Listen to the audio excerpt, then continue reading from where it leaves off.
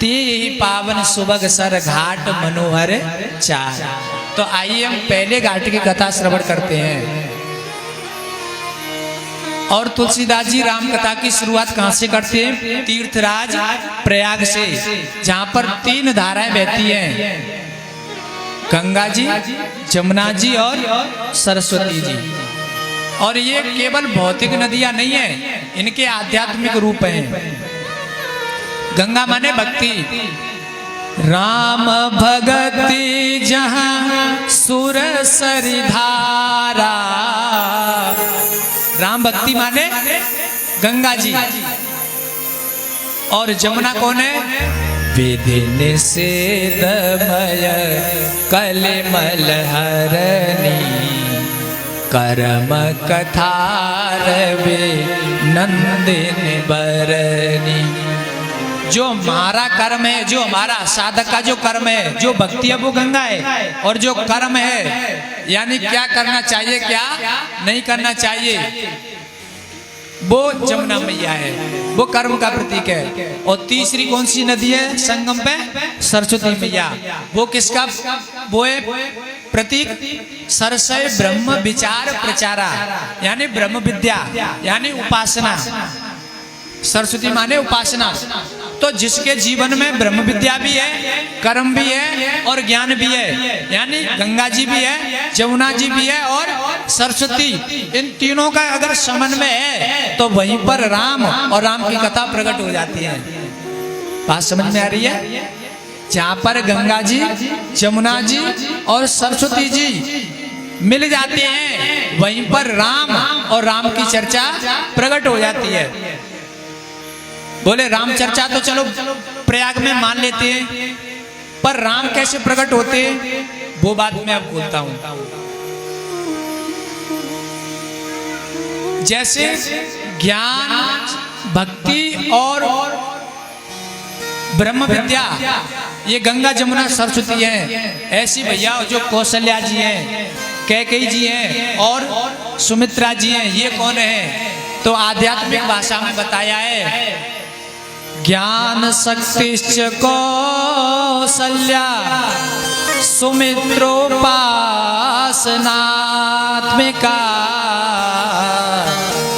क्रिया शक्तिश्च कैकेयी वेदो दशरथो नृपा। जो हमारा ज्ञान है वही कौशल्या है, जो भक्ति है वो सुमित्रा है, और जो क्रिया है यानी ब्रह्म विचार वही कौन है? कैकेयी मैया। तीनों हो गए ना। वहां पर भी 3 थे, गंगा जमुना सरस्वती, और यहाँ पर भी वेद की दशरथ की 3 शाखाएं, कौशल्या सुमित्रा कैकेयी। तो जब वहां 3 शाखाएं मिली थी तो वहां राम चर्चा शुरू होती है, और यहाँ अयोध्या में 3 शाखाएं मिली तो यहाँ पर राम प्रकट होते हैं, है ना? बात तो समझ में आ रही है ना सबके? और पता है गंगा जी की धारा कैसी है? श्वेत है। गंगा माने भक्ति, तो भक्ति में कहीं कालिमा नहीं होती है, भक्ति निर्मल रहती है। इसीलिए हमें भक्ति की तरफ हमारा ज्यादा जुड़ाव रहता है, ज्यादा झुकाव रहता है। लेकिन भैया जमुना जी कैसी है? वो श्याम बड़ है, यानी थोड़ी सी नीली है। और जमुना माने कर्म, तो कर्म में भैया थोड़ी सी कालिमा रहती है। हम अगर कर्म करेंगे तो थोड़ी सी कालिमा कहूं न कहूं आई जाएगी। गीता जी में कहा गया है, सर्वारंभा ही दोषेन धूमेन अग्नि एव आवृतः, यानी जहां आग होगी वहां धुआं तो उठेगा ही। जहां आग होगी तो जहां पर कर्म होगा वहां पर कालिमा तो होगी ही। और तीसरी है सरस्वती। अच्छा, सरस्वती विलुप्त है। आप लोग संगम में कौन कौन नहा के आए पिछली साल? हाथ ठाड़ो करके बताइए। तो आपने गंगा जी के दर्शन किए होंगे, जमुना जी के दर्शन किए होंगे, पर सरस्वती मैया दिखाई नहीं देती है पर दिखाई नहीं देती। क्योंकि ब्रह्म विचार हमारे अंदर का मामला है, हृदय का मामला है, और हृदय की चीज दिखाई नहीं देती है, सिर्फ महसूस की जाती है। बात समझ में आ रही है? हृदय की बातें महसूस की जाती हैं, दिखाई। एक बार परम आदरणीय पंडित मदन मोहन मालवीय जी संगम पे स्नान कर भी आए, तो पंडित जी ने सोची कि इतने बड़े हमारे यजमान आए तो इन्हें संगम स्नान कराओ और मोटी सी दक्षिणा पाओ। संगम स्नान कराओ और मोटी सी दक्षिणा पाओ। ले गए। मालवीय जी बोले पंडाओं से कि देखो, पूजन विधि विधांति होना चाहिए, पूजन साफ सुथरा होना चाहिए, वाम कोई अशुद्धि नहीं हो। अरे मालवीय जी कैसी बात करते हो, हमारी 3 पीढ़ियां हो गई। पंडित जी कह रहे हैं प्रयागराज की हमारी 3 पीढ़ियां हो गई, पूजन करवात तुम टेंशन मत लो। नाव को ले गए संगम में, मालवीय जी भी बैठे हुए हैं, पंडित जी भी बैठे हुए हैं। मालवीय जी ने कहा याद है? हाँ याद है, शुद्ध पूजन होगा, कोई त्रुटि नहीं होगी, कोई अपवित्रता नहीं होगी। फिर थोड़े से चलिए बिल्कुल बीच संगम में आ गए मालवीय जी। बोले बताओ याद है? बोले हाँ याद है। पंडित जी बोले मालवीय जी पहले तुम हमें एक बात को जवाब दो। बोले कहा? बोले जी बताओ ना गंगा जी कहाँ है? बोले गंगा जी ये रही। और जमुना जी कहाँ है? बोले जमुना जी ये रही। और सरस्वती जी कहाँ है? तो मालवीय जी के मोहते निकलेगी कि सरस्वती जी तो विलुप्त हैं, वो तो गायब हैं। तो पंडित जी बोले महाराज जहाँ जगह पे सरस्वती जी गायब रहते हो माँ तुम शुद्ध श्लोक की कल्पना कर रहे हैं, माटिया शुद्ध श्लोक की कल्पना कर रहे हैं, झाटिया सरस्वती जी गायब है जो ज्ञान की देवी है।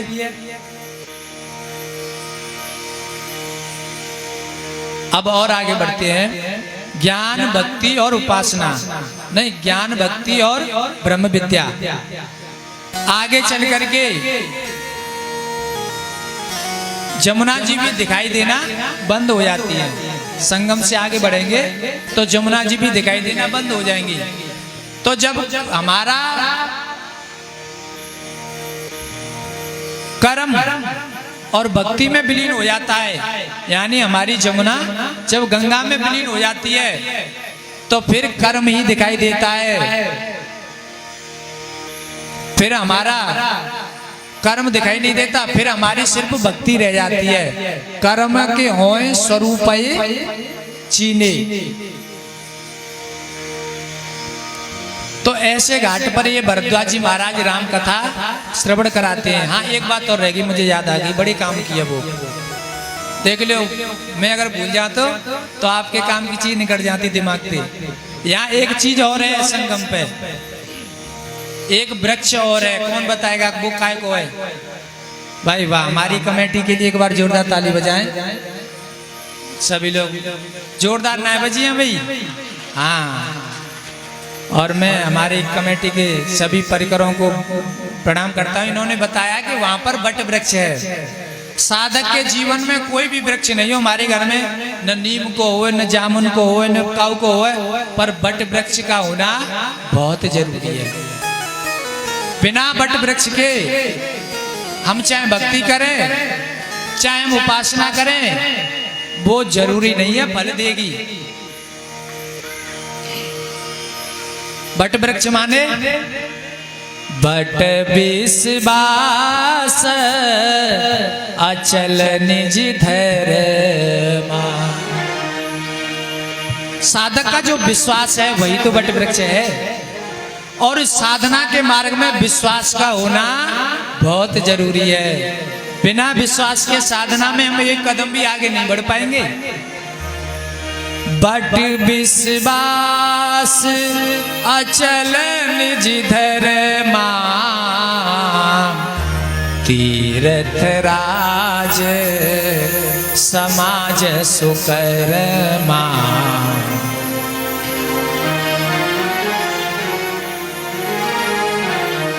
तो ऐसे घाट पर कौन रहता है? भरद्वाज जी महाराज। भरद्वाज भरद्वाज मुनि बसहि प्रयागा। भरद्वाज मुनि बसहि प्रयागा। तिन्हि राम पद अति अनुरागा।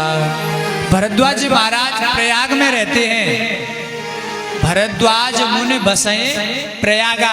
और एक बात बताऊं, भरद्वाज जी तीर्थ में रहते हैं, त्रिवेणी में रहते हैं, लेकिन ये अपने आप में खुद त्रिवेणी थे। अपने आप में ये खुद त्रिवेणी है। कैसे? तिन्हि राम पद अति अनुरागा। भरद्वाज जी महाराज को राम जी से बहुत प्रेम है, यही तो भक्ति है उनकी। तो भक्ति कांड हो गया। जो गंगा जमुना सरस्वती चल रही थी तो यही भक्ति हो गई। तापस समदम दया निधाना, ये उनका कर्म कांड है, ज्ञान का। भक्ति कांड कौन सा था? राम के चरणों में प्रेम है। तिन्हि राम पद अति अनुरागा, ये उनका भक्ति कांड है। और तापस समदम दया निधाना, ये उनका कर्म कांड है। और परमारथ पथ परम सुजाना, ये उनका ज्ञान कांड है। तीनों मिल गए ना, गंगा जमुना सरस्वती, ज्ञान, भक्ति और ब्रह्म विद्या। तो ये भरद्वाजी तीर्थ में भी रहते हैं और तीर्थ इनमें भी। और भैया एक बात बताऊं, हम लोग तीर्थों में रहें यह जरूरी नहीं है, पर तीर्थ में रहना, बहुत से लोग गुरुओं में रहते हैं पर गुरु उनमें नहीं रहता है, और बहुत से लोग गुरुओं से बहुत दूर रहते हैं पर गुरु उनमें रहता है। तो कौन सो बढ़िया भयो? जो गुरुओं में तो रहते हैं पर गुरु उनमें नहीं रहते। हम लोग संतों में तो बसते हैं, संग ही खाते हैं, संग ही उठते हैं, संग ही बैठते हैं। हम लोग संतों में तो रहते हैं, पर क्या संत हमारे अंदर रहते हैं? तो भैया हम मंदिर में रहें, उससे ज्यादा जरूरी है कि मंदिर हमें रह रहा है या हम।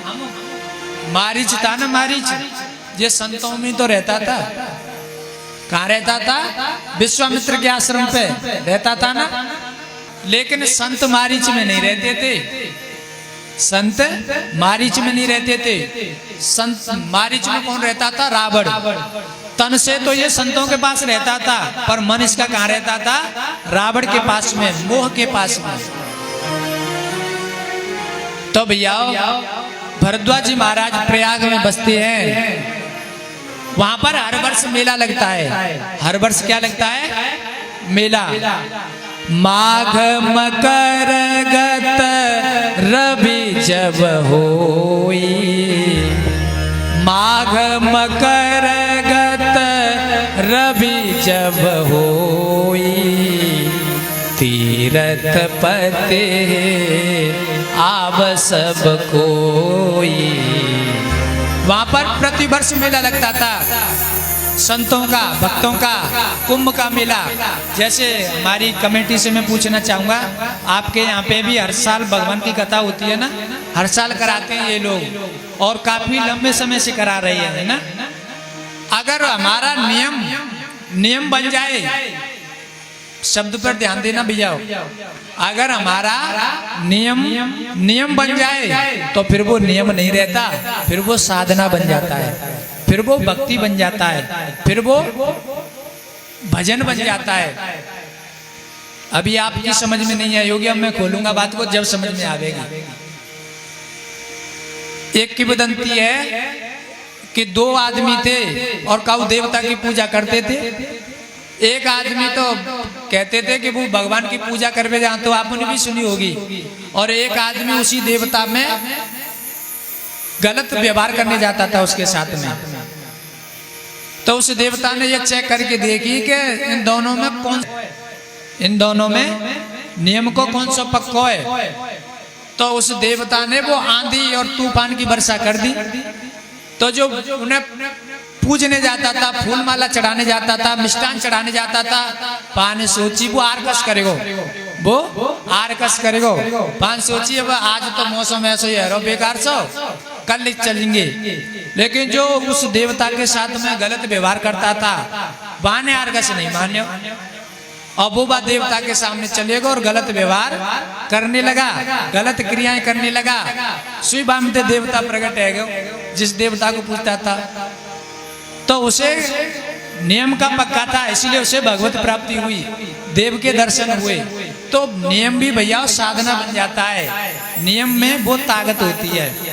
अगर हम कोई चीज नियम से करेंगे ना, फिर वो भजन बन जाएगी, फिर वो साधना बन जाएगी। तो यहाँ हर साल मेला लगता है।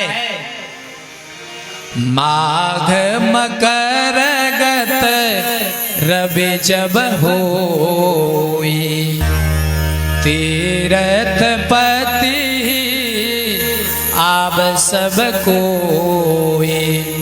भैया तीर्थराज प्रयाग में मेला लग रहा था।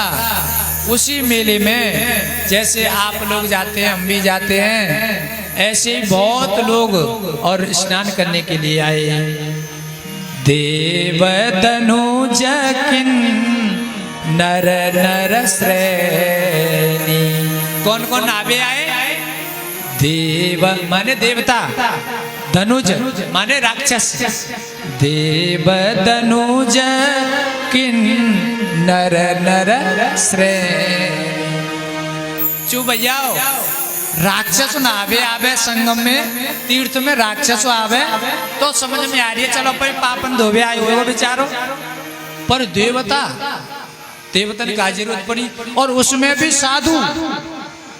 तीर्थ में एक तो देवता, देवताओं में भी साधु तीर्थों में नहाने जा रहे हैं।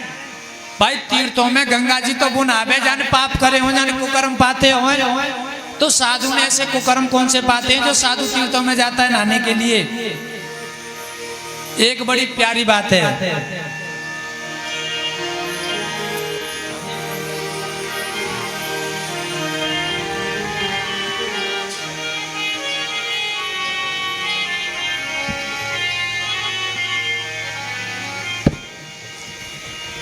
जिनसे घर में उजाले हुए, जिनसे घर में उजाले हुए, कोई घर से निकाले गए।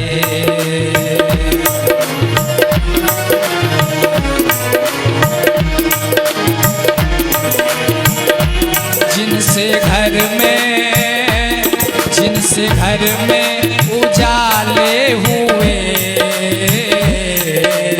घर में उजाले हुए, कोई घर से निकाले गए। वही घर से निकाले गए। जो अंधेरों में,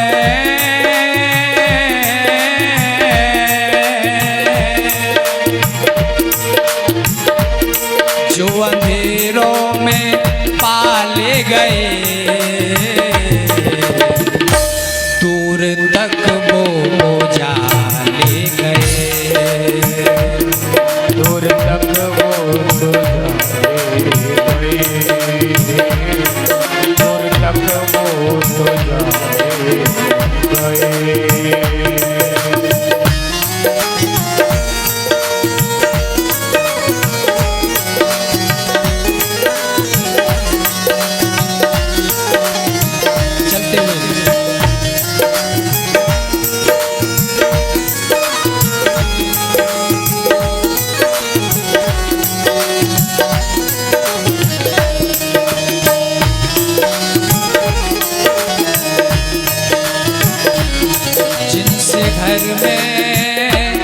जिनसे घर में उजाले हुए।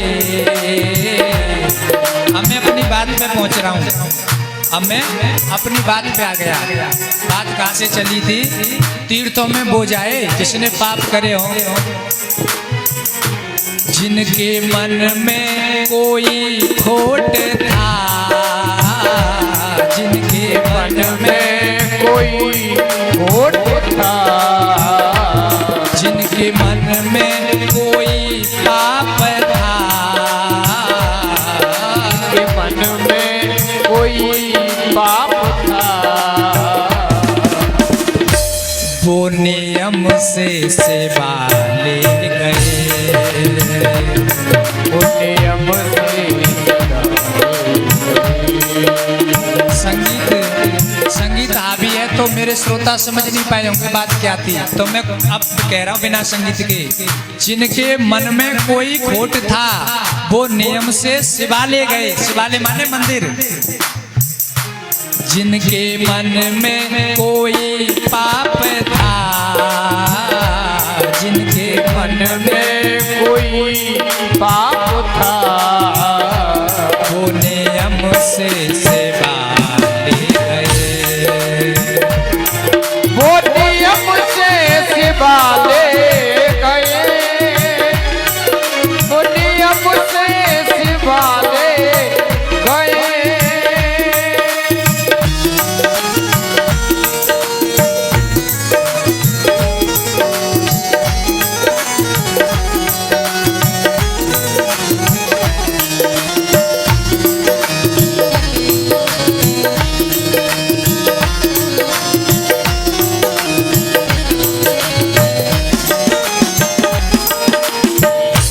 एक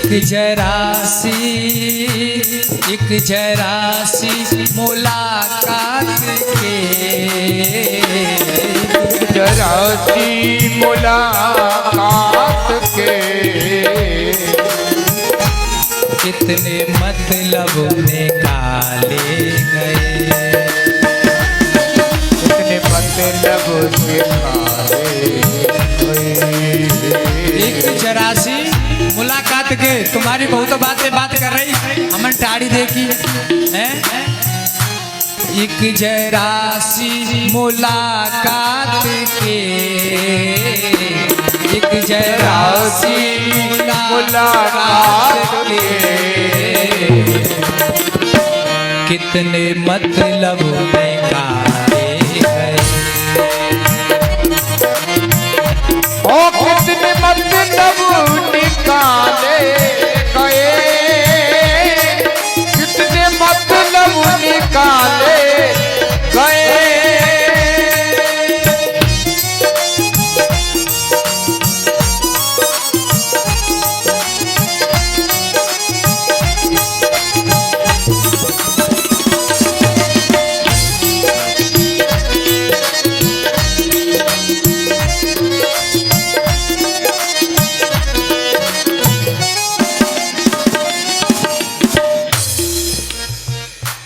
जो अंधेरों में पाले गए, दूर तक वो उजाले गए। अब अपनी बात पे आते हैं। देखो ऐसे जब भाव होते हैं ना कथा के, तो दिल थाम के बैठा करें, दिल थाम के बैठा करें ऐसे भावों में, क्योंकि बहुतों के मन में उथल पुथल शुरू हो गई होगी इस बात को सुन के, जो मैं ये भाव कह रहा हूँ, है ना। तो ऐसे भावों को बड़ी शांति से सुने, और जब तक बात पूरी नहीं हो जाए तब तक आगे नहीं बढ़े। बात चल रही थी कि बुरा आदमी अगर गंगा जी नहावे जा रहा हो तो समझ में आ रही है, पर अगर अच्छा आदमी गंगा जी नहावे जा रहा हो ये बात समझ में ना आ रही। भैया हम लोग संसारी लोग तीर्थों में जाते हैं अपने पापों को धोने के लिए, पर साधु तीर्थों में नहा करके अपने पापों को नहीं धोता, तीर्थों के ही पापों को धोता है। बात समझ में आई? हम लोग तीर्थों में जाते हैं अपने पाप धोने, पर साधु अपने पापों को धोने नहीं जाता तीर्थों में। साधु गंगा जी में नहा रहा है तो गंगा को ही पवित्र कर रहा है। भाई गंगा जी भी तो पापियों को पवित्र करते करते खुद भी तो मैली होती होगी। राम तेरी गंगा मैली हो गई पापियों के पाप धोते धोते। जो भरद्वाज जी महाराज थे ना, भरद्वाज जी महाराज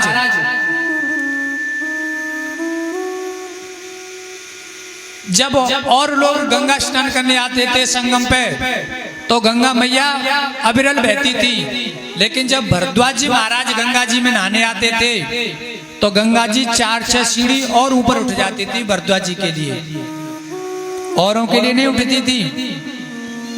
लोगों ने कहा गंगा मैया से शिकायत की, मैया अरे हमने तो सुनी तू पक्षपात नहीं करती है, तो मैं तो कोई आ जाए काऊ जाति को, काऊ कुल को, काऊ खानदान को, तू तो सबको पवित्र करती है, फिर तू आज ऐसा पक्षपात क्यों कर रही है? भरद्वाज जी आते हैं तो तू 4-6 सीढ़ी 10 सीढ़ी 15 सीढ़ी ऊपर उठ जाती है, और जब हम लोग आते तब तो तू उठती नहीं है। तब गंगा मैया ने कहा उन लोगों से, भैया भरद्वाज जैसा साधु अपने पाप धोने नहीं आता, भरद्वाज जैसा साधु तो मेरे ही पापों को धोने आता है। तुम लोग अपने पाप धोने आते हो और भरद्वाज मेरे पाप धोने आता है। पालापन से हरे भजे जग सो रहे उदास, बालापन से हरे भजे जग सो रहे उदास, तीरथ हूँ आशा करे कब आवे हरिदास, तीरथ हूँ आशा करे कब आवे हरिदास। भागवत जी में एक वेणु गीत है, उसमें गोपियां कहती हैं, बरहा पीड़म नटवर बपो कर्णयो कर्णिकारं,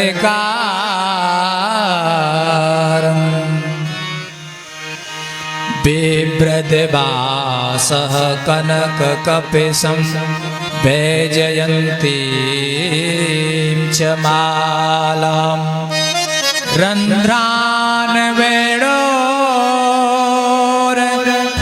सुदया गोपवृन्दै, वृन्दारण्यं स्वपदरमणं प्राविशद गीत कीर्तिः।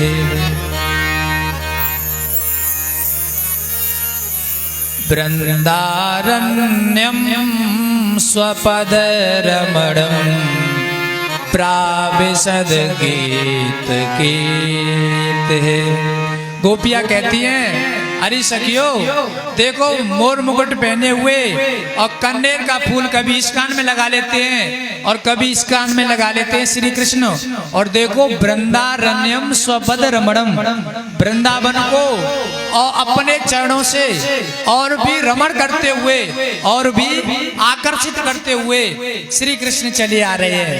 मतलब वृंदावन तीर्थ है और भगवान के चरण पड़ने से वो भगवान के चरण पड़ने से वो और रमणीय हो गया। तो मैं बात यही तो कह रहा था कि तीर्थों में संत लोग जब जाते हैं तो तीर्थों की गंदगी को ही मिटाने जाते हैं, खुद की गंदगी, क्योंकि उनके पास खुद की गंदगी नहीं होती और संसारी के पास खुद की गंदगी होती है।